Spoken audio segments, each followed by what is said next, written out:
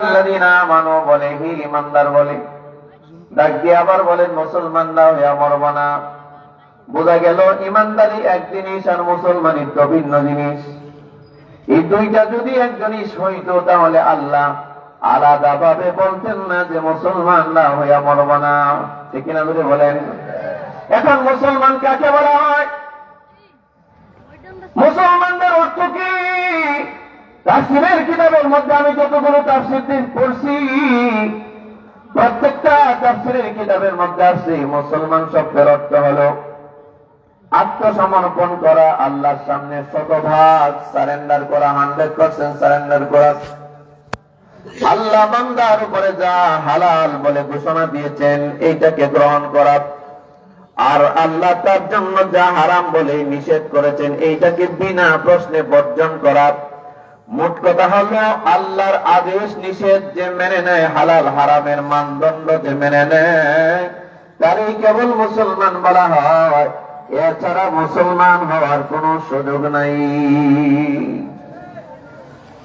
50 বারে হাজী সাহেব হইলেও মুসলমান হয় না যদি ওই লোক আল্লাহর দেওয়া হুকুম আহকাম না মানে।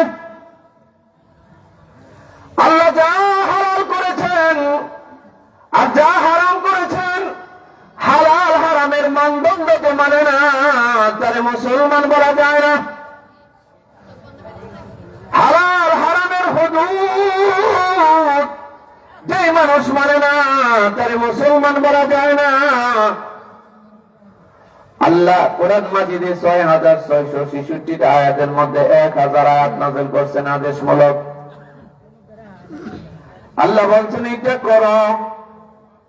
আপনারা বলেন আল্লাহ বান্দারে যা আদেশ করে এই আদেশটা পালন করা বান্দার জন্য সুন্নাত না ফরজ?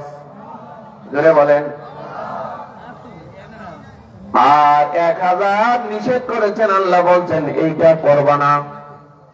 তো আল্লাহ যেটা নিষেধ করে দিয়েছেন এটা বর্জন করে ফেলা বান্দার উপরে ফরজ। ঠিক না? জোরে বলেন। এই আদেশ নিষেধের মানদণ্ড যে মানে না, তারে মুসলমান বলা যায় না। যেমন দেখবেন আমাদের সমাজের মধ্যে কিছু মুসলমান পাওয়া যায়, কিছু ইমানদার দেখা যায় যেমনি নামাজ পড়ে আবার এমনি পাশাপাশি সুদের ব্যবসাও করে। লক্ষ্মীপুর রামগঞ্জে নাই? নামাজ পড়ে সুদের ব্যবসাও করে। এটা আবার কেমন ব্যাপার? নামাজ পড়ে সুদের ব্যবসা। বলেন নামাজ আর সুদ দুইটা কি এক রাস্তা নাকি ভিন্ন রাস্তা? নামাজের রাস্তা হইল জান্নাত আর সুদের রাস্তা হইল, যেটা বলেন না,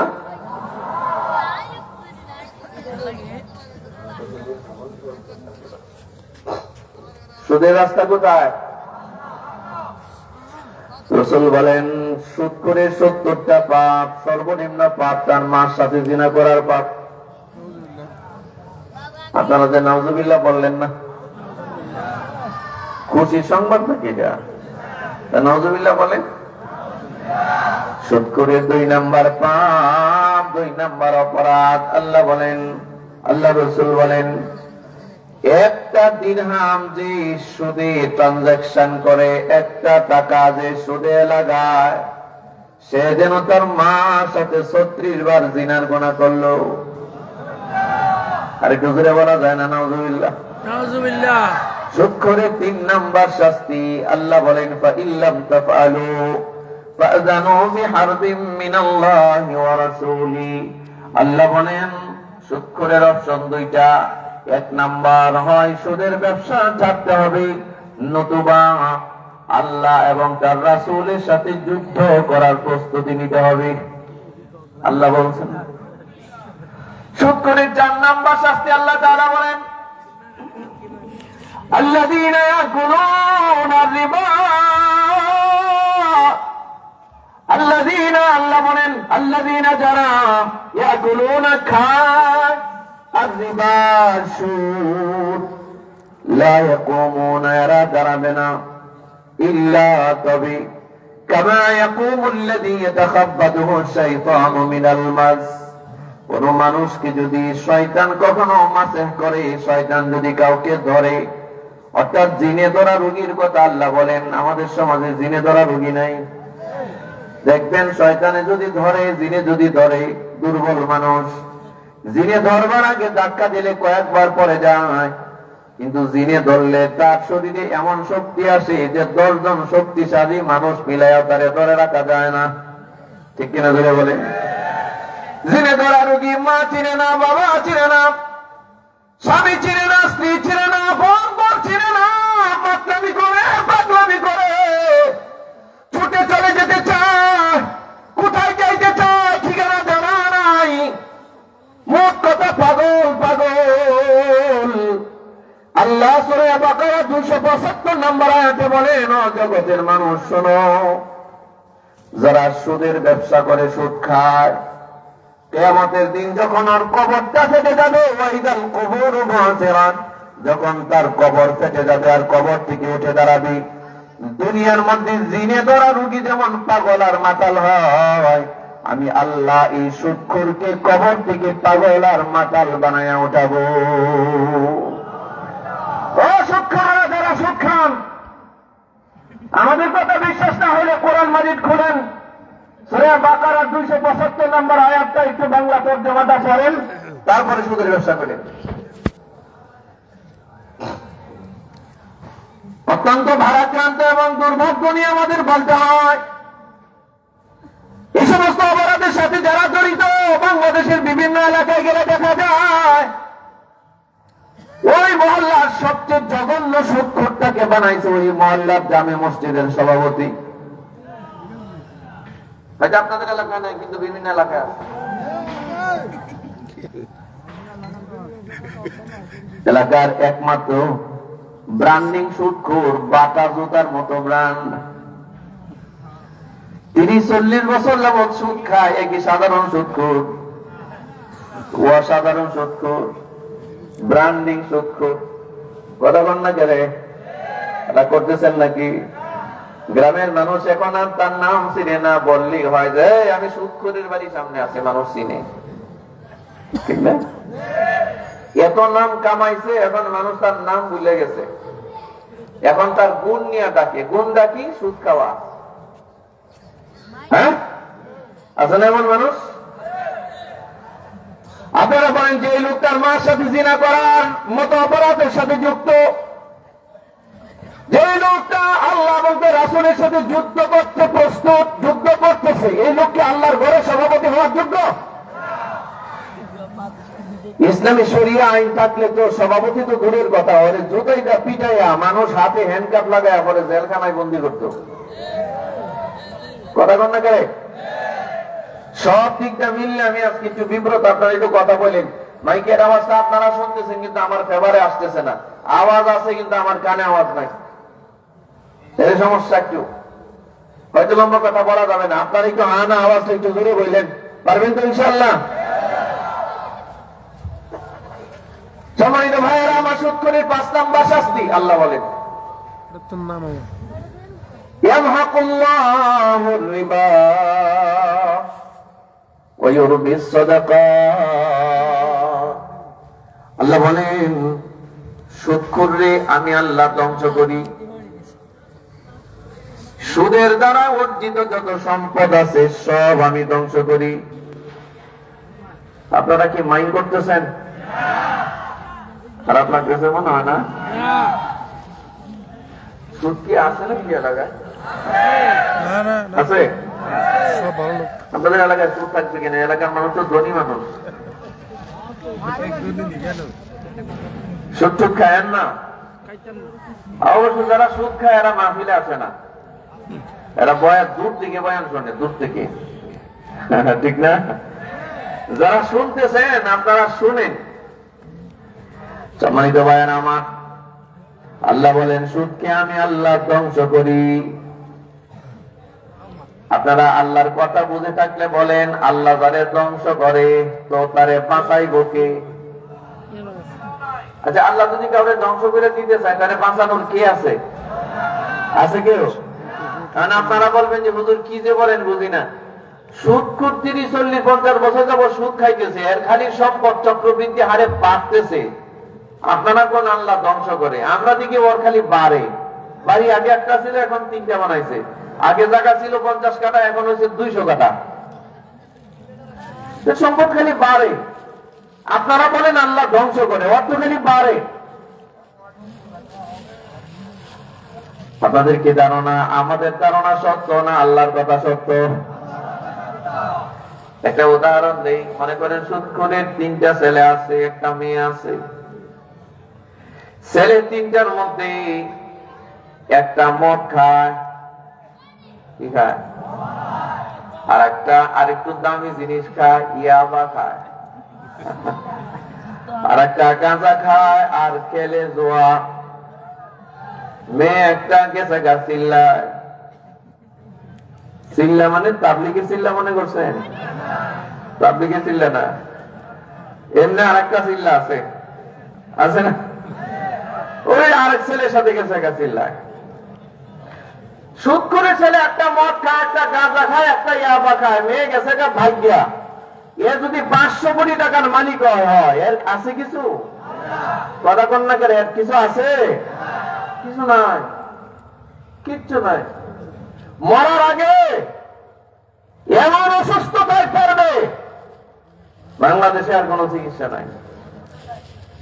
গেছে গা ইন্ডিয়া, ইন্ডিয়া তো চিকিৎসা চলে না। গেছে থাইল্যান্ড, চলে না।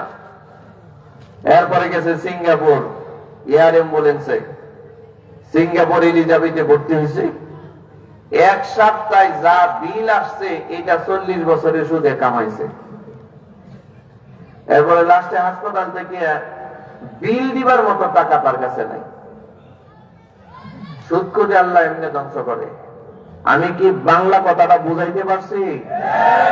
সুদ করলে দেখতে দেখা যায় টাকা পয়সা আছে, কিন্তু মূলত ধ্বংস করার দায়িত্ব নিছে আল্লাহ। তারে ধ্বংস করার দায়িত্ব নিছে, এরে বাঁচাইবার কেউ জগতে নাই, ঠিক না? সুদখোর কেউ যদি থেকে থাকেন, হৃদয়ের কানটা খুলে শোনেন। আপনার সাথে এটা আমাদের শত্রুতা নয়, আপনার হিতাকাঙ্ক্ষী হিসেবে বলছি। আপনি সুদের ব্যবসায় যা দেখছেন লাভ, আল্লাহর কসম এতে কোনো লাভ নাই, আছে শুধুই ক্ষতি। আপনার দুনিয়াও ক্ষতিগ্রস্ত হবেন, পরকালে ক্ষতিগ্রস্ত হবেন। আল্লাহ এই সুদের মতো মহাপাপ থেকে আমাদের সমাজের মানুষগুলোকে হেফাজত করুন। সম্মানিত ভাইয়েরা আমার, এই আয়াতের ব্যাখ্যায় আল্লাহ রাসূল সাল্লাল্লাহু আলাইহি ওয়াসাল্লাম একটা হাদিস বলেছেন। এই হাদিসটা আমি আপনাদের সামনে পড়েছি।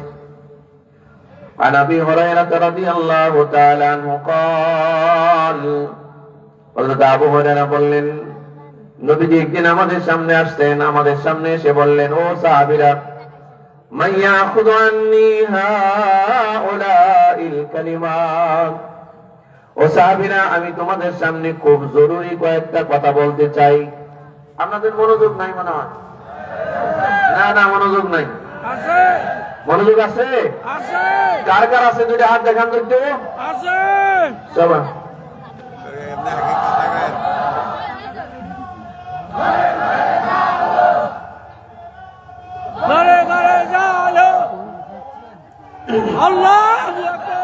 সম্মানিত হাজিরিন, নবীজি বললেন, ও সাহাবীরা, আমি খুব জরুরি কয়েকটা কথা তোমাদের সামনে বলতে চাই। তোমরা কেউ আসো যে আমার এই কথাগুলো গ্রহণ করবা?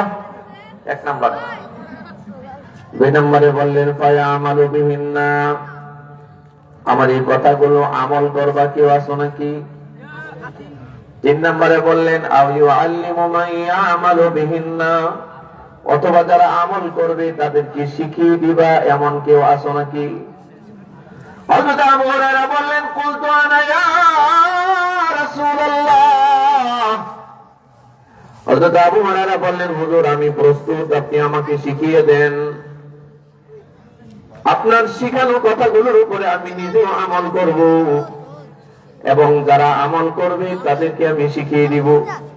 এটা বলবার সাথে সাথে আল্লাহর নবী হযরত আবু হুরায়রার হাতটা ধরলেন, ফাআখাযা বিয়াদি, হযরত আবু হুরায়রার হাতটা চেপে ধরলেন। হাতটা চেপে ধরে বললেন, ফাআদ্দা খামসান, 5টা বিষয় গনে গনে নবীজি আবু হুরায়রাকে শিক্ষা দিলেন। কয়টা বিষয়?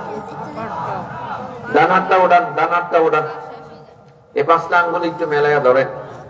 কয়টা বিষয় শিখাইছেন? কে শিখাইছেন? আল্লাহ। রাসূল শিখাইছেন। কারে শিখাইছেন? আবু হুরায়রা। এই আবু হুরায়রার মাধ্যমে গোটা উম্মতকে রাসূল শিক্ষা দিলেন। কথাটা কি বুঝাইতে পারছি আপনাদেরকে? আপনারা এই 5টা বিষয় শিখবেন। 1 নম্বরে আল্লাহ রাসূল বললেন, আবু হুরায়রা, এখন যে আমি আপনাদের সামনে বলতেছি, আপনাদের কাছে মনে হবে হুজুর এই কথাগুলো তো জীবনে বহুবার শুনছি। বহুবার না, হাজারবার না, কোটিবার শুনলেও আপনার কাছে নরমাল মনে হলেও, কিন্তু এই কথাগুলো হচ্ছে ইসলামের ফান্ডামেন্টাল ম্যাটার, ইসলামের মৌলিক বিষয়। নবীজি 1 নম্বরে হাত ধরে আবু হুরায়রাকে বললেন, আবু হুরায়রা, ইত্তাকিল মাহারিম তাকুন আবাদান নাস। আবু হুরায়রা, আল্লাহ তোমার উপরে যা হারাম করেছেন, খুব খেয়াল করেন, দেখেন কি বলে। ও আবু হুরায়রা, ইমানদার হিসাবে, মুসলমান হিসাবে আল্লাহ তোমার জন্য যা হারাম করেছেন, এই হারামটাকে ছেড়ে দাও, ভয় করো। আমি নবী তোমারে সনদ দিচ্ছি, তখন আবাদান নাস, গোটা মানব জাতির ভিতরে তুমি হয়ে যাবে বড় ইবাদতকারী। যদি হারামটা ছেড়ে দাও, হারাম হারাম জাস্ট হারামটা যদি ছেড়ে দাও, গোটা মানব জাতির ভিতরে তুমি সবচেয়ে বড় ইবাদতকারী হয়ে যাবে। আল্লাহু আকবার বলো। এখন হারাম কি জিনিস বলেন তো দেখি? সুদ খাওয়া কি? আস্তে বলবেন না, জোরে বলেন। মদ খাওয়া, গাঁজা খাওয়া, ইয়াবা খাওয়া, ঘুষ খাওয়া, মিথ্যা কথা বলা, গীবত করা, চুগলখড়ি করা, পরচর্চা, পরনিন্দা করা, অন্যের জমিনের খেতের আইল কাটা, আর একজনের বাড়ির সীমানা দাঁড়ানো, ভাই বোনদের সম্পর্ক নষ্ট করে দেওয়া, আত্মীয়তার বন্ধন ধ্বংস করে দেওয়া, আরেকজনের জায়গার মধ্যে জায়গায় খেতের আইল কাটটা 2 হাত ভিতরে ঢুকায় দেওয়া, আরেকজনের রাস্তা বন্ধ করে দেওয়া, বন্ধের হক না দেওয়া, এইগুলা আজকে কন করে জোরে কন। এই হারাম গুলো পারছি ছাড়তে আমরা। এমন মানুষ আছে দিনে কথা যদি বলে 1000, 900 বলে মিশা কথা, ঠিক না? আপনাদের এলাকায় চার দোকান আছে নাকি? দেখেন তো চার দোকানে কারা বসে? আর চার দোকানে বসে বুড়া বুড়া চাচারা এক একজন বিবিসি আর CNN এর নিউজ পড়ে। কার এই গ্রামের এক মাথা থেকে আরেক মাথা পর্যন্ত কার কি সমস্যা, কার মেয়ে বাগিয়ে গেছে গা, কার ছেলে বাগিয়ে গেছে গা, কার বউ নাই বাড়ি, কার কি সমস্যা, সব আলোচনা। কথা বলেন না কেন? চলতেছে না? এগুলো চলে না সব? আরে এই যুবক ছেলেগুলোর হাতে উঠায় দিছে গাঁজা, ইয়াবা, খায়া ময়দা তাক। আর এই বুড়ারা খায় বিড়ি, চার দোকানে গিয়া ঘন্টার পর ঘন্টা আড্ডা দেয়, টেলিভিশন দেখে, আর সারা গ্রামের মানুষের গীবত করে। আর মহিলা 2টা কেন হইলে তো শয়তান আসার দরকারই পড়ে না। মহিলারা আছে নাকি? হ্যাঁ, কোন দিকে আছে? কোন দিকে? ওইদিকে না? তো মা বোনরা এখন রাগ করবো আমার উপর। মা বোনরা রাগ করেন না, রাগ করেন না। আপনারা মানব সন্তান তৈরি করার ফ্যাক্টরি, আল্লাহ আপনাদেরকে মর্যাদা দিচ্ছেন। পৃথিবীর প্রতিটা সন্তানের জান্নাত আপনাদের পায়ের নিচে আল্লাহ রাখছেন। নিজের মর্যাদা নষ্ট করিলেন না। মুখে শক্তি আছে বলে যা মন চায় তা বললেন না। সন্তানগুলোরে নষ্ট করেন না, এভাবে গীবত শিকায়ত করেন না, মানুষের অকল্যাণ করবেন না, হারাম খায়েন না। নিজের স্বামী সুদের ব্যবসা করে কিছুই বলেন না। আরে সুদখোর যা ইনকাম করে এনে দেয় বাসা, এটা সবটা হারাম, ঠিক কিনা বলেন না কেন? অনেক এলাকায় আছে স্বামী যেমন সুদ খায়, স্ত্রীও সুদ খায়, এমনও নাকি আছে? মানে স্বামীও সুদ খায়, স্ত্রীও সুদ খায়, কি আজীব ব্যাপার। আপনারা বলেন যে মহিলা সুদের ব্যবসা করে এই মহিলার গর্ভে কখনো নেক সন্তান হতে পারে? আব্দুল কাদের জিলানীর আম্মা বলেন, মানাকিবে আব্দুল কাদের জিলানী রাহিমাহুল্লাহর বড় একটা কিতাব আছে। এই কিতাবের মধ্যে আমি নিজে পড়ছি। আব্দুল কাদের জিলানীর আম্মা বলেন, আমার আব্দুল কাদের যখন আমার পেটে আসছে, এর আগে পরে, আগেও কোনোদিন পরেও কোনোদিন, এমনকি আমার আব্দুল কাদেরকে পেটে নিয়ে কোনোদিন আমি আমার এই চোখ দিয়ে হারাম কোন দৃশ্য আমি দেখি নাই। বলেন সুবহানাল্লাহ। আর আমাদের মা বোনরা পেটে বাচ্চা হইলে স্বামীকে বলে, ওয়াল যত বড়, টেলিভিশন তত বড় চাই, ঠিক না? ওয়াইফাই লাইন দায়িত্ব নামায় দাও, সারা দুনিয়া আর শয়তানি যেন আমি ঘরে বসে বসে দেখতে পারি। কথা বলেন না কেন? এই হলো অবস্থা। রাসূল বলছেন, একজন মা বাচ্চা পেটে নিয়ে যা খায়, যা বলে, যা দেখে, যা শুনি, সবকিছুর প্রতিক্রিয়া তার বাচ্চার উপরে পড়ে। সম্মানিত ভাইয়ারা আমার, আব্দুল কাদের জিলানীর আম্মা বলেন, আমার আব্দুল কাদেরকে পেটে নিয়ে আমি এত বেশি কোরআন তেলাওয়াত করেছি, মাঝে মধ্যে যখন আমি ক্লান্ত হয়ে যেতাম, আমার মুখ বন্ধ থাকতো, আমি চুপ করে থাকতাম, আর আমি লক্ষ্য করতাম আমার পেটের ভেতর থেকে গুনগুন গুনগুন করে তেলাওয়াতের আওয়াজ আসতেছে।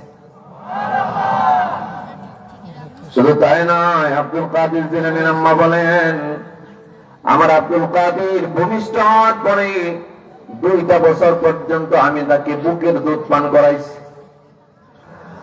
এই জগতের মা বোনেরা খুব খেয়াল করে শুনুন, আব্দুল কাদের জিলানীর আম্মা বলেন, আমি যে আমার বুকের দুধ 2 বছর পর্যন্ত আমার আব্দুল কাদেরকে পান করাইলাম, কোনদিন অজু ছাড়া, অজুবিহীন অবস্থায় আমি আমার আব্দুল কাদেরকে 1 ফোঁটা দুধ পান করাই নাই। কথাটা খেয়াল করছেন? বুঝছেন কিছু? আমাদের সমাজের মহিলারা এটা কল্পনা করতে পারে?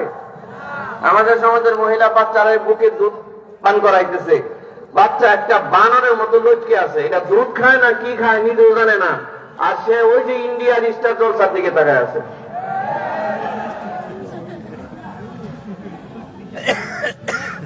কি বলেন? এই রূপ নাই? যে মহিলা বাচ্চা পেটে নিয়ে এই সমস্ত কাজ করে, এর বাচ্চা কি নেককার হওয়ার সম্ভাবনা আছে? এটা জন্মসূত্রে এরশা শিকদার হইয়া বেরোইব। পিকচিয়ার নাম বেরোইছে, মোবাইল না দিলে মাথা বাড়িটা পড়ে যায়, খাবে না, আছে না? কথা কন না করে। ছোট বাচ্চা 3, 4, 5, 6 মাস, 1 বছর বয়স, মোবাইল না দিলে মাথা বাড়িতে পড়ে যায়, খাবে না, দুধ খাবে না। হ্যাঁ, একদম জন্মসূত্রে শিক্ষা। মা বোনরা দিনদার হন, দিনদার হন, হারামকে ছাড়েন, আল্লাহ তৌফিক দান করে বলেন আমিন। সম্মানিত ভাইয়েরা আমার, আমাদের সমাজ ব্যবস্থায় আজকে আমরা হালাল হারামের মানদণ্ড মানি না।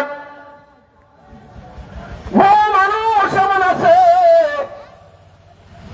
যে মানুষটা তার বোনের হক দেয় নাই, 1% জায়গাও দেয় না, 1% জায়গাও দেয় নাই।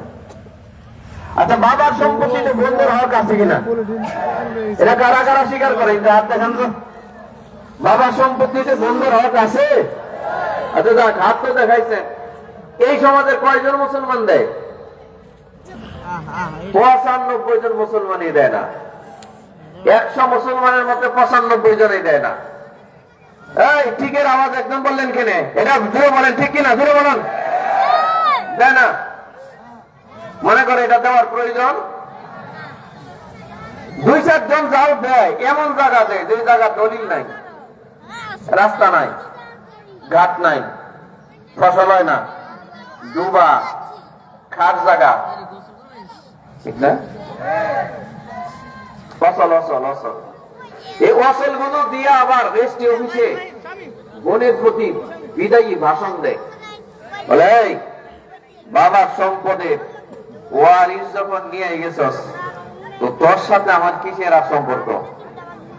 হ্যাঁ, আমার বাড়ির দরজা তোর জন্য আজীবনের জন্য বন্ধ, ঠিক না? হ্যাঁ, টিকের আওয়াজ আসতে দেন কেন? আমি এটি শোনেন না? হ্যাঁ, তুই বললে আমি তোর জানাজায় যাব না, আর আমি বললে তুই আমার মুখ দেখতে আসবি না, বাস সম্পর্ক শেষ। এরকম কথাবার্তা কি জানে আসে মাঝে মধ্যে? আসে না? কোন অপরাধে বোনের সাথে সম্পর্ক নষ্ট করলেন? হাদিসে কুদসিতে আল্লাহ তাআলা বলেন, আত্মীয়তার সম্পর্ক যারা নষ্ট করে, আমি আল্লাহ তাদের সাথে আমার সব সম্পর্ক নষ্ট করি। এক হাদিসে আসছে, লা ইয়াদখুলুল জান্নাতা কাতি', আত্মীয়তার সম্পর্ক নষ্টকারী জান্নাতে প্রবেশ করবে না। এই ধরনের সম্পর্ক, রক্তের সম্পর্ক যারা বিনা কারণে ছিন্ন করে দেয়, কোনদিন এরা জান্নাতে যাবে না। রাসূল বলেন, আত্মীয়তার সম্পর্ক যারা জোড়া লাগায়, আল্লাহ তাদের সাথে সব সম্পর্ক জোড়া লাগায়। মুসলমান ভাইয়েরা আমার, বোনগুলো হক যেন দিতে না হয়, এই কারণে বোনগুলোর সাথে সম্পর্ক ভালো রাখে না। বাড়িতে আসলে ভালো ব্যবহার করে না, বোনগুলোকে ঠকায়া গালাগালি করে বাড়ি থেকে বের করে দেয়। বোনগুলো কান্নাকাটি করে বাড়ি থেকে বেরিয়ে যায়, আর নিয়ত করে মরার আগে আর এই বাড়িতে আসবে না। সেও চিন্তা করে, বাঁচলাম, আর বাবার সম্পদের ওয়ারিসটা যেমন লাগলো না। কথা কাম না কেন? বোনের সম্পদের ওয়ারিস মাইরা দিয়া অন্তত 2 কোটি টাকার সম্পদ মারছে। মায়েরা বোনদের সম্পদ বিক্রি করছে 20 লাখ টাকা বিক্রি করে। ওনারা দুইজন স্বামী স্ত্রী মিলে গিয়ে হজ করে আইসা আলহাজ হয়েছে। আমাদের সমাজে এমন আলহাজ আছে কিনা? এই যুবকরা আওয়াজ দাও, আমাদের সমাজে এমন আলহাজ আছে কিনা? ও চাচা মিয়া, বোনদের হক গুলো যে দেন নাই, এই যে সমস্যাগুলো জিয়ে রেখে আপনারা মারা যাচ্ছেন, সারা শরীরের সমস্ত পশমগুলো সাদা হয়ে গেছে, অসমাপ্ত অবস্থায় এই যে কবরের যাত্রা করছেন, আপনি নিজে আপনার বোনদের হক দেন নাই, আপনার সন্তান কি হক দিবে? এটা আশা করা যায়? কখনোই না। তো এই যে একটা অসঙ্গতি রেখে আপনি মারা যাচ্ছেন, এটার জবাব কে দিবে? কবর। এটা কি হালাল না হারাম হইল? মুসলমান ভাইরা আমার, হাদিসের মধ্যে আসছে লম্বা এক ঘটনা। মক্কা বিজয়ের পরে একটা যুদ্ধ হয়েছিল, এই যুদ্ধের নাম হলো গাজওয়ায়ে হুনাইন। এই গাজওয়ায়ে হুনাইনে মুসলমানদের সংখ্যা ছিল 12,000। এই 12,000 মুজাহিদদের প্রধান সেনাপতি ছিলেন মুহাম্মদুর রাসূলুল্লাহ। সবাই পড়েন সাল্লাল্লাহু আলাইহি ওয়াসাল্লাম। নিজে ওই যুদ্ধের সেনাপতি। মক্কা বিজয়ের পরে নবীজির কাছে সংবাদ আসছে, ওগো আল্লাহর নবী, আপনি যে নির্দ্বিধায় নিশ্চিন্তে মক্কায় অবস্থান করছেন, আপনি কি খবর রাখেন তায়েফ থেকে 30,000 সন্ত্রাসী বাহিনী মক্কায় আসতেছে আপনাকে মারার জন্য, আমাদেরকে মারার জন্য, এবং বাইতুল্লাহ আল্লাহর ঘরে আগুন দেওয়ার জন্য আবরাহা বাদশার মতো।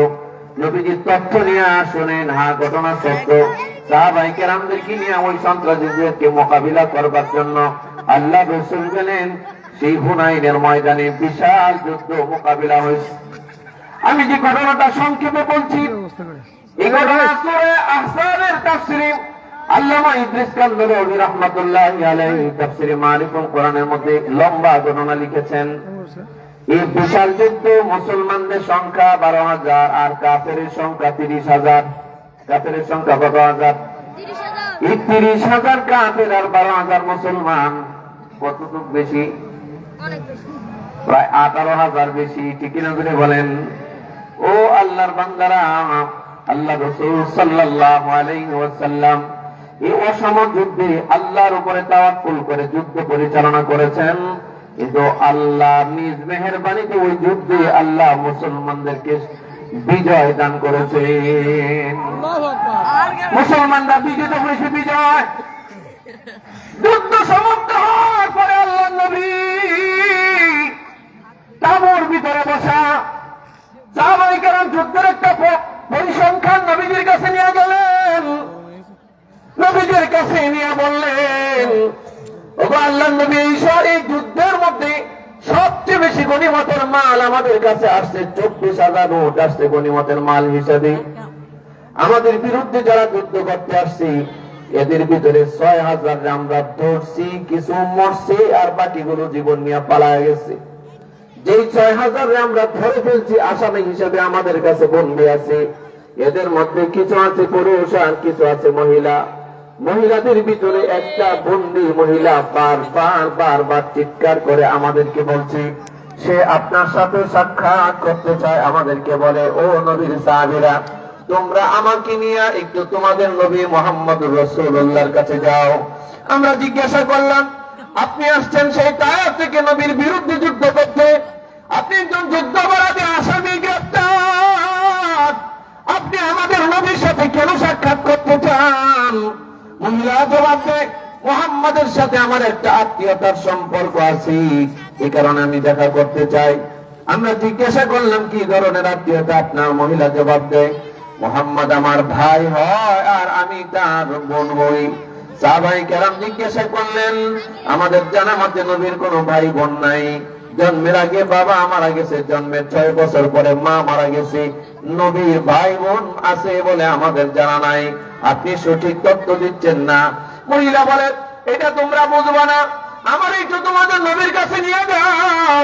সাহাবীরা নবীর এই সংবাদ দেওয়ার পর রাসূল বললেন, আত্মীয়তার সম্পর্কের ব্যাপারে নবীজি অত্যন্ত সিনসিয়ার ছিলেন, অত্যন্ত আল্লাহর নবী খুব গুরুত্ব দিয়ে আত্মীয়তার সম্পর্কটাকে রক্ষা করতেন।